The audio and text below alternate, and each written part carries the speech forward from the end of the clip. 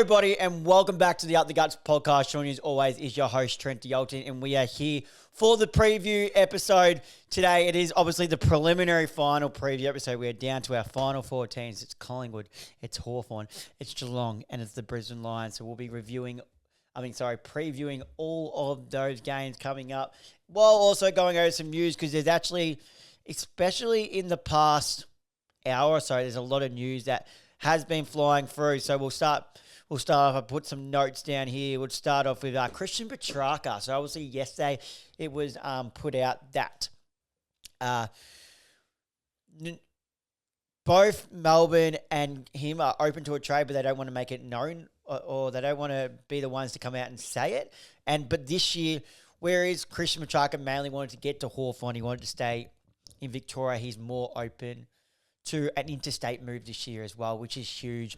And one club that has been noted and I think would be a great get for them is the Adelaide Crows. Obviously, former teammate Alex Neil-Bullen is down there as well. And exactly what the Adelaide Crows lacked in that final series was another quality midfielder in that midfield. We've talked about that to death, but I think that Christian Petrarca going to the Adelaide Crows would be huge. It's huge that he's more open to interstate now, so it's now everyone throwing their offers. I love him at the Pies, but you never know what could happen. But Adelaide Crows, I loved that announcement, that one there. Let me know in the comments where you think Christian Petrarca best suits, and what is he worth in terms of picks, player, so on and so on. Next up is Gold Coast Suns, Malcolm Roses Jr. had his exit meeting today, and he's made it aware he'll be seeking a trade, and it looks like Richmond and Sydney are the front runners. Now, I'm a fan of Malcolm Roses Jr. He showed some really good signs, just couldn't get consistent games at the Gold Coast Suns, obviously with the likes of Ben Long's breakout season down in the forward line, Bailey Humphrey down there. Then they love playing the tools of what Walter wasn't playing to the back end of the year, but Farah, Reid, King, Ainsworth when he's fit is a mainstay down there. So he was struggling to find some regular game time there. So I think Malcolm Roses Jr. definitely has some really good traits about him. Consistently hits the scoreboard. He's always good if you're a bettor. He's always good for an anytime goal scorer. Has some really good pace and really good forward pressure. I'm a good fan of Malcolm Roses Jr. And I think Richmond or Sydney would be a really good one. Obviously, Richmond probably need another. They just need to add as much talent as they can with them while their young talent comes up. But a small forward wouldn't hurt them going down there. So I think that one was really good too. Next one is...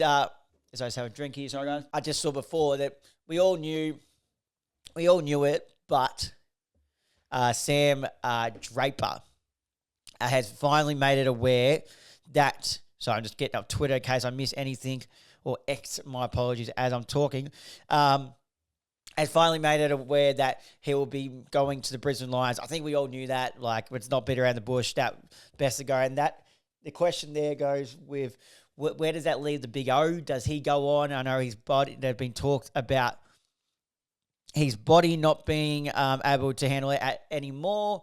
They got Darcy Fort there, but I imagine Sam Draper goes in and plays as that number one ruck.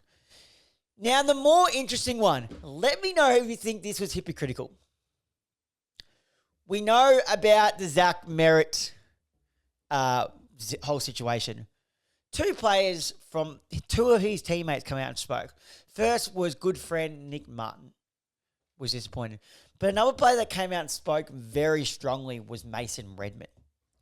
Now, it's come to news today that one club, by Mason Redman's player manager, was approached as recently as last fortnight and asked whether they would be interested in Mason Redman. We know there was interest in him last year, and he considered it. But he's come out and said this about Zach Merritt. Now, it was clear, Sam Edmonds said today on SEN in the trade bell, he was unaware if Mason Redman had much of a say in this, or was it just the player manager going out and saying it. But if Mace... going out and shopping him and saying, okay, what are you willing to offer, and then assessing the options. But if Mason Redmond had a say in this, and then he comes out and says that about Zach Merritt, he looks like a damn right idiot at the moment. That is so hypocritical. If I was Zach Merritt sitting back and saw that, I'd be like, you piece of shit. You're criticizing me, and just as recent as last fortnight, your player manager is going out to a club. Like Zach Merritt is only got his eyes on Hawthorn, Mason Redmond's player manager went out to a particular club. The club hasn't been named, and asked if they were interested in a trade. So that is very interesting that came out. So there's that one. And to round it off is Sam Flanders. Obviously had his breakout season in was it last year? I want to say last year. Started off as half-back, was getting plenty of the ball, then even moved into the midfield and was a main goer there. Obviously the breakout season of Noah Anderson, Matt Rao. Well, not the breakout season, but just the domination of them in the midfield. Then took Miller running for it. They love rolling Bailey Humphrey through there. Sam Flanders found him. And then obviously Yellow spot he could have played is half back. But then they went and got Daniel Rioli and John Noble. So he was never taking their spots. They were always a half back. Obviously, Daniel Rioli started his career as a forward, but Noble's always been a half-back, and they're really good running half-backs. So Sam Flanders was never taking their spot. So he's been stuck at half-forward, which is not where he plays his best footy or where he wants to play. So he has officially requested a trade. I'm not sure where to yet. Rumours are Melbourne are a very good front runners for this, and that would be a great get for them, I think. Because they just need to try something different for that midfield. Petrarca, Oliver, Viney. It's just getting old, and we saw it this year. It just didn't work. So Sam Flanders going there. What I like about Sam Flanders too is he often hits the scoreboard and gets plenty of score involvements and uses his run and carry with the ball. Not awfully quick, but he doesn't usually waste a possession with the ball. So I think Sam Flanders would be a good club. I know Collingwood had interest in him at 1.2, as they did with Braden Fiorini. But it'll be interesting to see who are there. So he has, if I click this, where is it? Where's the actual tweet? Okay, so Sam Flanders had his exit meeting at Gold Coast today. This is Tom Morris. Understand he expressed an openness to a move, but hasn't formally requested a trade yet.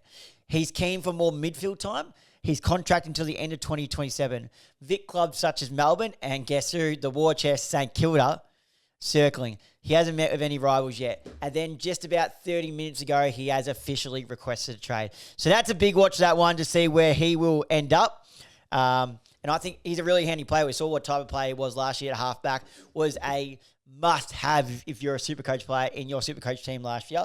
And obviously this year, just been stuck at half forward and starved opportunities. So hopefully he can get back to his best footy in 2026 at whatever club he finds himself in. There's all the news going around. Now let's get into previewing all the prelim finals. Let's go. Right, so we kicked things off Friday night at the Loud House, at the MCG. It's the rivalry that will never die old. The Kennett's Curse, as it used to be called, Geelong v Hawthorn. Now, Hawthorn have been so impressive. They've done it the hard way. They finished 8th, and they've made themselves to a prelim final. So first of all, let's give them a round of applause for that. To go from 8th and to find themselves in a prelim final, they always say, all you got to do is get yourself to a prelim and anything can happen from there. So Hawthorn have put themselves in such a great position to get themselves to a prelim, but they come up against the dangerous Geelong Cats. The Cats were so impressive against the Brisbane Lions. Brisbane Lions weren't on, I don't think. They were a bit off. Obviously, Oyson Mullen playing that really good role on Hugh McCluggey, shut down his run. Guarantee Mullen will go to the new Mr. September Jai Newcomb and nullify his influences. What you need to nullify Jai Newcomb is you need to nullify his clearance game. He had 6 clearances in the first quarter last week and was just dominant. Was shut down a little bit, but not like he only had 8 clearances after that. But if you can nullify his clearance game and around the ball, his contests, it could go a long way to stopping the Hawks because I don't know. Josh Wall obviously was really impressive, but I don't know other than that who they have without that Will Day.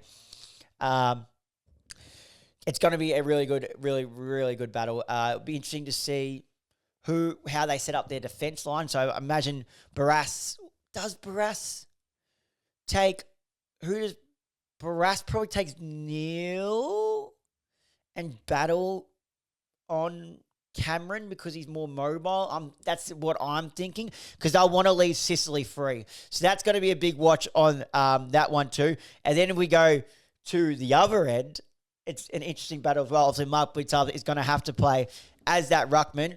And Sander Koning was playing as that second ruck there, but I think they'd love to keep Sander Koning down back as much as they can. And we know the fitness levels that Blicavs has. He can probably run out the game all in the ruck on his own. And maybe instead of playing Sander Koning in the ruck, play Shannon Neal as that second ruck because they're already going to have their work cut out with them with Gunston Lewis Chol.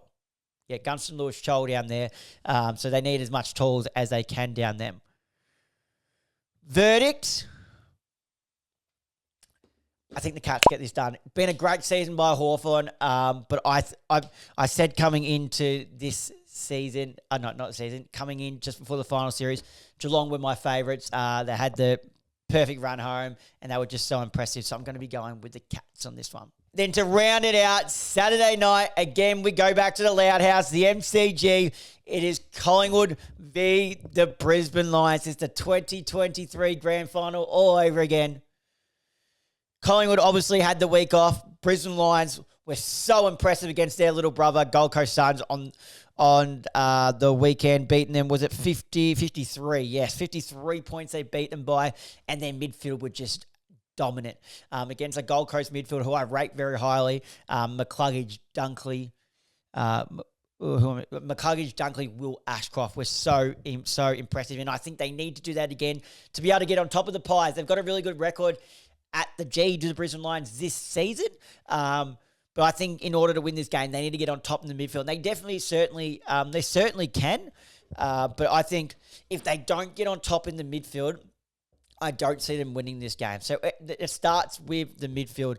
I'm trying to sit here and think, will they tag? Now, normally if they tag, they like to go with Jared Berry's an old one, but no, I don't think the Brisbane Lions will tag.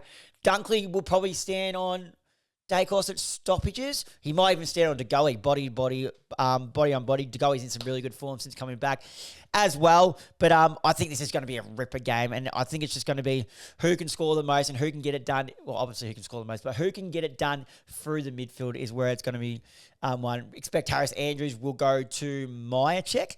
Be interesting to watch on mixed day. I assume Cox will keep his spot. I thought he was, without being superb, he did his job. He flew at balls, brought the ball to ground, and then rucked when Darcy Cameron can. Interesting battle in the ruck, as I mentioned, Darcy Cameron, between Darcy Cameron and Darcy Fort, the two Darcys. But they will play Big O as well as another one. So I imagine they'll switch. I don't know if Big O is 100%, but they will play as they played him last week.